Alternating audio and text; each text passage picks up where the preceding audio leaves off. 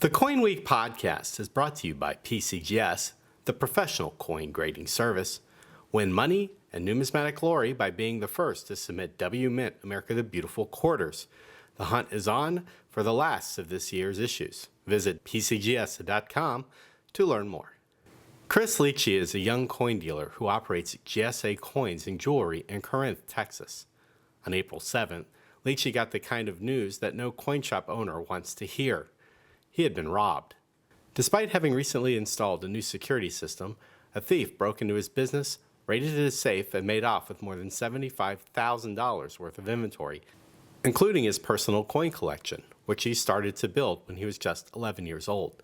Now, unable to get a loan to infuse his business with cash, he faces an uncertain future. Chris joins us next on the CoinWeek Podcast.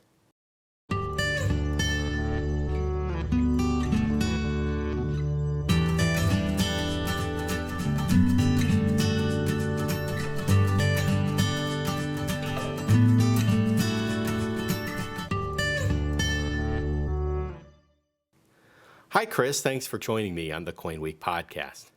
Thank you for having me.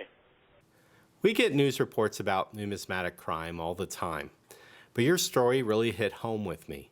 You're a 21-year-old coin dealer that operates a retail coin shop, and you're also a lifelong coin collector. But now you're faced with the unthinkable. Both your business and your personal collection have been impacted by a burglary, and it's not clear whether you'll be able to recover from this. Let me first ask, how did you find out that you'd been robbed?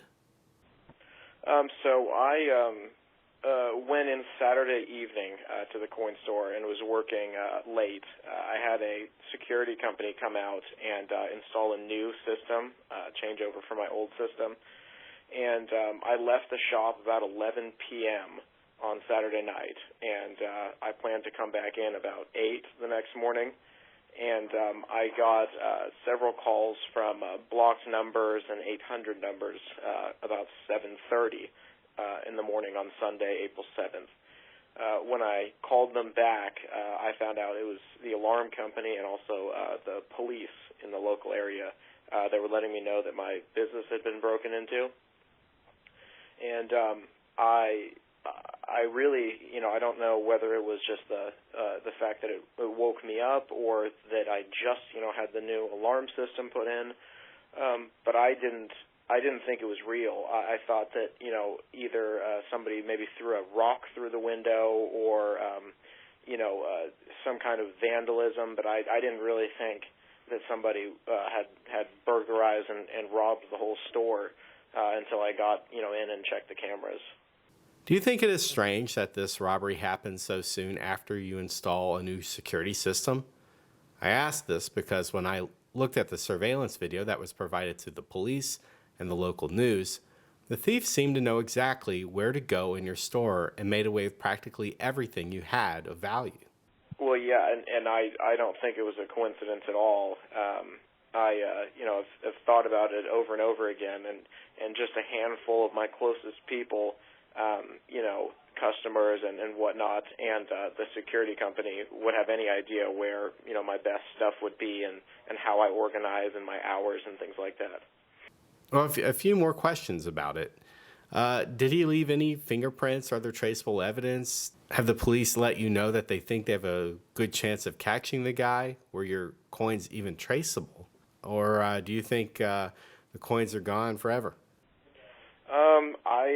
I try to be somewhere in between optimistic and realistic.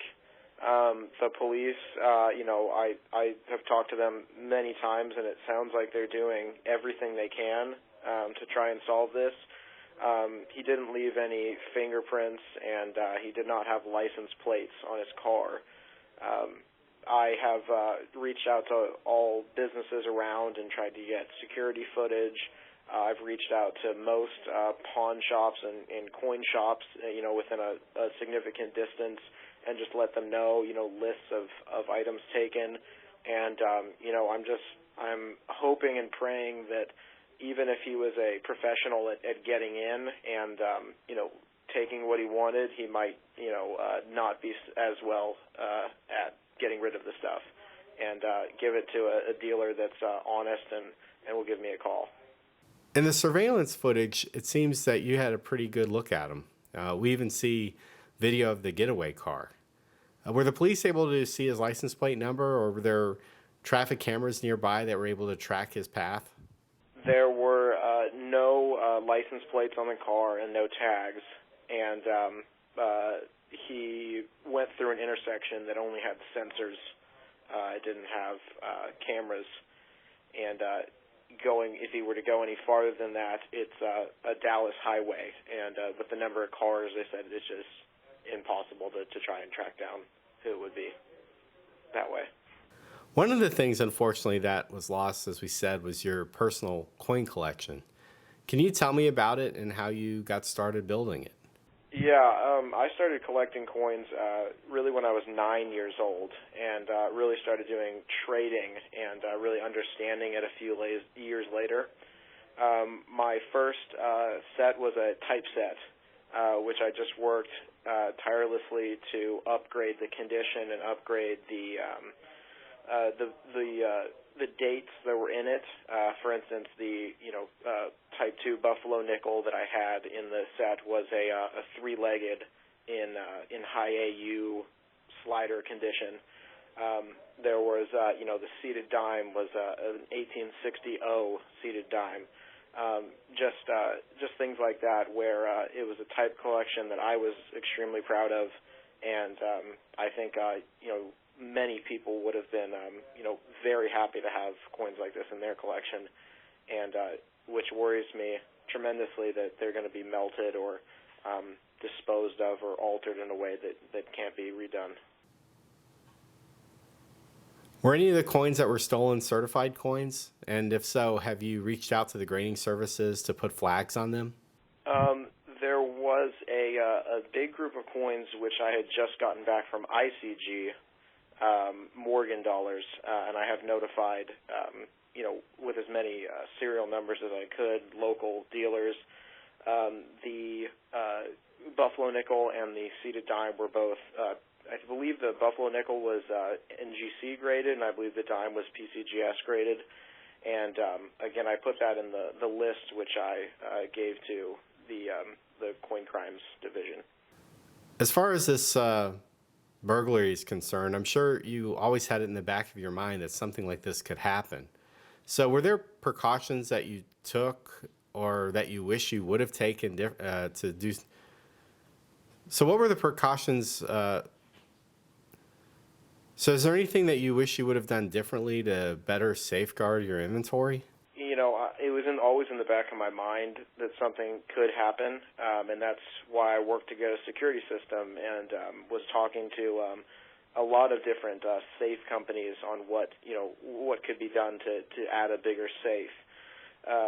I think that if I'd redone it, a lesson that I would always think of would be that in most cases, plan as if a robbery or burglary will happen.